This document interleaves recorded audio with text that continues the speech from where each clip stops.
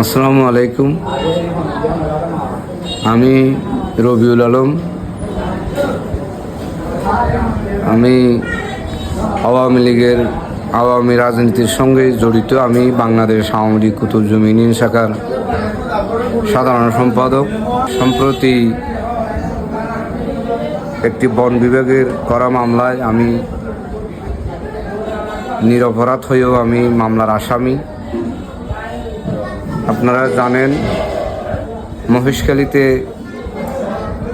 মহেশখালী তথা গুটিবাঙ্গার বন বাঁচানোর জন্য আমরা অনেক চেষ্টা করেছি। ফেসবুক স্ট্যাটাসও আপনারা ঢুকলে সেটা দেখবেন। আমরা অনেক চেষ্টা করেছি, কিন্তু রক্ষা করতে পারিনি। আমরা রক্ষা করতে চেয়েছিলাম, কারণ আমার বাড়ি গুটিবাঙ্গা অঞ্চলে আমার বাড়ি। আমাদেরকে এখানে থাকতে হবে, বসবাস করতে হবে, আমাদেরকে ছেলে সন্তান নিয়ে এখানে বাঁচতে হবে। এই ঘূর্ণিঝড় থেকে বাঁচানোর জন্য আমরা সেই দৃষ্টিকোণ থেকে আমরা বন রক্ষা করার জন্য চেষ্টা করেছি, কিন্তু দুর্ভাগ্যের বিষয়ে আমরা পারিনি। 5 আগস্ট 2024 সালের পর থেকে আমরা এক প্রকারে এলাকা ছাড়া, ঘর ছাড়া। আমরা এ পর্যন্ত ঠিকভাবে আমরা বাড়িতেও ঘুমাতে পারতেছি না, এবং এলাকায় অধিকাংশ সময় এলাকায় আমরা যাতায়াত নাই বললেই চলে। কিন্তু সম্প্রতি বন বিভাগের মামলায়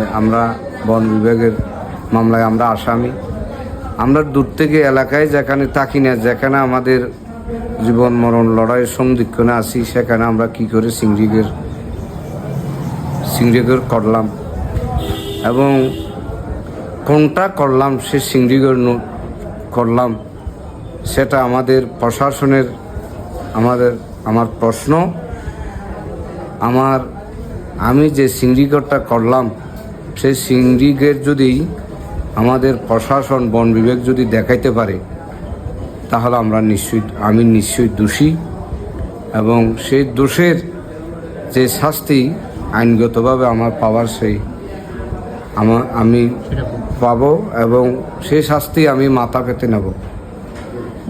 এবং আমি একটি ছোটকাল থেকে রাজনীতির সঙ্গে আমি জড়িত। আমি প্রথমেই বলছি, আমাকে মূলত এই মামলাটা রাজনৈতিকভাবে হেয় প্রতিপন্ন করার জন্য আমি এই মামলার আসামি হয়েছি, এবং আমি প্রশাসনের কাছে হস্তক্ষেপ কামনা করছি, এবং স্থানীয় রাজনীতিবিদদের হস্তক্ষেপ কামনা করছি যে আমি নিরপরাধ।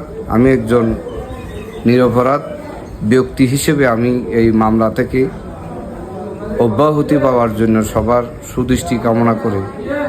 এবং এখানে প্রকৃত আসামি ধরতে গেলে দলঘাট থেকে শুরু করে পূর্বে হামিদের দিয়া পর্যন্ত 100টির উপরে সিংড়িগের আছে।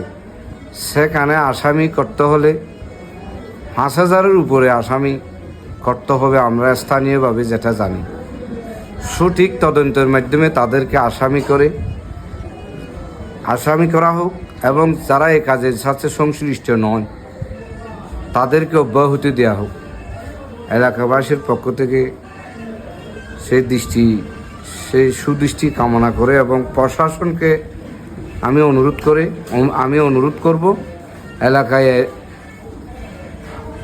এসে সুষ্ঠু তদন্তের মাধ্যমে রিপোর্টটি দাখিল করে যারা নির্দোষ তাদেরকে অব্যাহতি দেওয়া হোক, আর যারা দোষী তাদেরকে শাস্তির আওতায় আনা হোক। সেই প্রত্যাশা রেখে আমি আমার সংক্ষিপ্ত বক্তব্য শেষ করছি। খোদা হাফেজ। আসসালামু আলাইকুম।